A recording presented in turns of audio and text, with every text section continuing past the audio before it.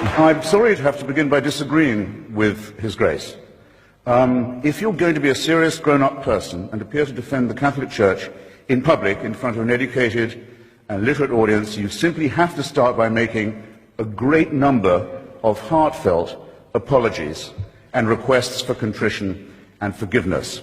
Now, you might ask, you're fully entitled to ask, brothers and sisters, who am I to say that? Well, in the Jubilee Millennium Year of 2000, the Vatican spokesman, Bishop Piero Marini, said, explaining a whole sermon of apology given by His Holiness the Pope, begged forgiveness for, among some other things, the Crusades, the Inquisition, the persecution of the Jewish people, injustice towards women, that's half the human race right there, and the forced conversion of indigenous peoples, especially in South America, the African slave trade, the admission that Galileo was right,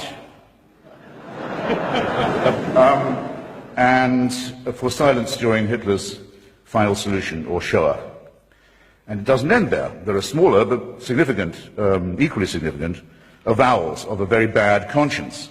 These have included regret for the rape and the torture of orphans and other children in church-run schools in almost every country on earth, from Ireland to Australia. And to say that this is the responsibility laid upon you by the horrific admission that you've already had to make is not accepting responsibility in any adult sense. There will come a time when the Church will issue apologies and explanations and half-baked appeals for forgiveness for things it's still doing. I think that there will be an apology for what happened in Rwanda, the most Catholic country in Africa, where priests and nuns and bishops are on trial for inciting from their pulpits and on the church's radio stations and newspapers the massacre of their brothers and sisters. Staying in Africa, I think it will one day be admitted with shame that it might have been in error to say that AIDS is bad as a disease, very bad, but not quite as bad as condoms are bad, or not as immoral in the same way.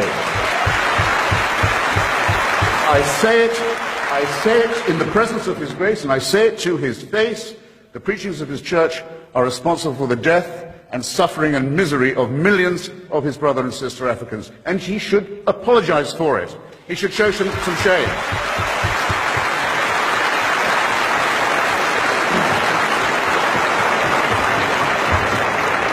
For condemning my friend Stephen Fry for his nature, for saying you couldn't be a member of our church. You're born in sin.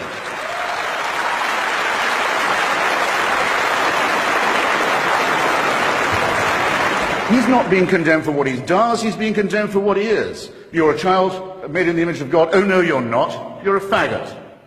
And you can't join our church and you can't go to heaven.